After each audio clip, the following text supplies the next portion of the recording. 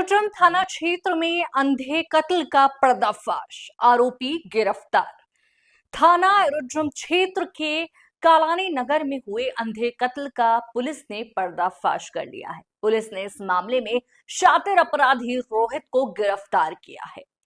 जांच में सामने आया कि मृतक सचिन ने आरोपी रोहित से सोने में निवेश के नाम पर लाखों रुपए लिए थे। निवेश में हुए नुकसान के कारण जब सचिन रकम नहीं लौटा पाया तो दोनों के बीच में रंजिश बढ़ गई। इसी विवाद के चलते रोहित ने सचिन की हत्या कर दी। पुलिस ने आरोपी को गिरफ्तार कर लिया है और मामले की आगे की जांच जारी है। दिनांक 5 तारीख को अभी जो है थाना एरोड्रम पर आवेदक राकेश साहा के द्वारा रिपोर्ट लिखाई गई थी कि उनका साला जो घर पे रात्रि में सोया था और सुबह जो 11:30 के करीब उन्होंने देखा तो वो बेहोशी हालत में है। पुलिस के द्वारा मौके पर जाकर देखा गया, उसकी व्यक्ति की मृत्यु हो गई थी। जो मृतक था सचिन चोपड़ा, उसके गले पे कुछ निशान, खरोंच के निशान थे, जिससे पुलिस को संदेह हुआ कि ये घटना हत्या की हो सकती है। पुलिस ने तत्काल पीएम कराया और 60 पीएम रिपोर्ट प्राप्त करी। तो 60 पीएम रिपोर्ट में ये क्लियर हुआ कि इसका गला दबाकर सचिन की जो है हत्या की गई है। जो पुलिस ने अज्ञात आरोपी के विरुद्ध तत्काल 302 जो है बीएनएस की धाराओं में अपराध दर्ज किया और हत्या का प्रकरण पंजीबद्ध करके विवेचना में लिया।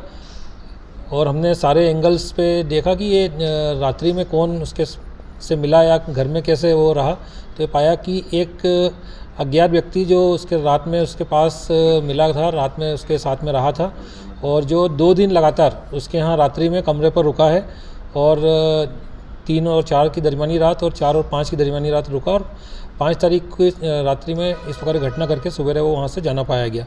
पुलिस ने आसपास के सीसीटीवी फुटेज और अन्य तकनीकी साक्ष्य के आधार पर जब इसकी जांच की तो कई हमारे फ्रंट खुले, कई सस्पेक्ट जैसे लोग रहे जो हमको चौराहे पर ऐसा लगा जिसके मिलते जुलते हुलिये के लोग समझ में आए। तो हमने अलग अलग जो सस्पेक्ट थे उन सभी को एंगल पे फ्रंट और बैक साइड से दोनों एंगल पे किधर से आया किधर गया, इस प्रकार से हम लोगों ने सारा तकनीकी साक्ष्य के आधार पर और अन्य साक्ष्य के आधार पर उसकी जांच की। तो करीबन 200-250 कैमरे देखने के बाद में पुलिस ने जो है आरोपी को सस्पेक्ट किया और सस्पेक्ट व्यक्ति की तलाश करके उसको पकड़ा। पूछताछ करने पर आरोपी जो है रोहित रायकवार, इसने अपना अपराध पूछताछ पर स्वीकार किया और इसने बताया कि ये पिछले 3 साल से मृतक से संपर्क में था और इसका पैसे का व्यापार के रूप में निवेश इसने कर रखा था मृतक से। जो पहले जो है सोने में निवेश के नाम पर ये पैसे देता था, उसके बदले में उससे जो है 10% 20% का निवेश पे फ़ायदा इस प्रकार से इसको देता रहा। बाद में उसको और अधिक संख्या में पैसे इसने निवेश के लिए दिए और इसने लगभग 40-50 लाख रुपए इसको देना मृतक को बताया है। जो करीबन 1 साल से पैसे का इसको न तो रिटर्न किए थे, न इसको जो भी पहले निवेश से फ़ायदा मिलता था वो दे रहा था। तो इसकी लगातार मांग के दौरान इसने जो है दिनांक 3-4 की दरमियानी रात ये उससे मिला। तो यह और वह मृतक दोनों साथ में रुक गए और साथ में ही रहे। इन्होंने आपस में समलैंगिक संबंध भी बनाए और लगातार 2 दिन तक इसने पैसे की मांग करी, पर वो पैसे उसने दिए नहीं। तो इसने आवेश में आकर फिर उसके बाद में 5 तारीख को उसको जो है गला दबाकर उसको मौत के घाट उतार दिया। पुलिस ने पहले जांच में बताया था कि डेटिंग ऐप से इसको बुलाना पता चला था। नहीं, ऐसा डेटिंग ऐप की जानकारी तो नहीं आई थी, लेकिन यह है कि सभी एंगल्स पे हम लोग तलाश कर रहे थे और ये संभावना थी क्योंकि मृतक का जो मोबाइल है वो आरोपी लेकर चला गया था, तो वो हमको वो एंगल अभी उससे मिल नहीं पाया था। फिर हमने इसके कॉल डिटेल्स वगैरह का एनालिसिस किया, सीसीटीवी फुटेज का एनालिसिस किया। मैंने बताया कि कई एंगल्स पे हम लोगों ने काम किया था, कई अलग अलग लोगों को सस्पेक्ट किया था जिनके आधार पर हमने उसको फॉलोअप किया और एंगल मतलब आरोपी के को जीरोइंग करते करते हमने अन्य जैसे एक ऑटो से सस्पेक्ट जाता रहा दिखा एक सस्पेक्ट, तो उसको भी हमने फॉलो किया। एक बाइक पे जाता दिखा, उसको फॉलो किया। एक पैदल जाता दिखा जो मिलते जुलते हुलिया के थे।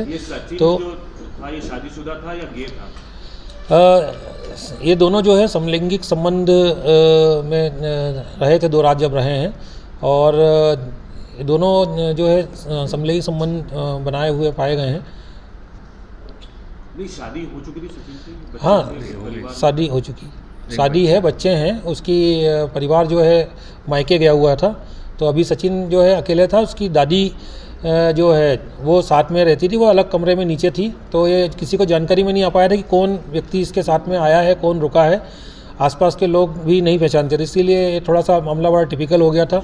घर के लोग भी ये बता नहीं पा रहे थे कि कौन ऐसा साथी है इसका जिसके साथ में रात में रुकना इसने किया है। और ये रोहित का क्या बैकग्राउंड है? रोहित मूलतः जो है उज्जैन का रहने वाला है, बीच में भोपाल में रहता रहा है और यहाँ पर देव गुराड़िया में इसका मकान परिवार है और देव गुराड़िया में रहता है और करीबन 3 साल से आरोपी से संपर्क में था। इसकी अभी शादी नहीं हुई है। उम्र क्या है दोनों की? लगभग 35 साल इसकी है और उसकी लगभग 40 साल रही होगी, मतलब कि 30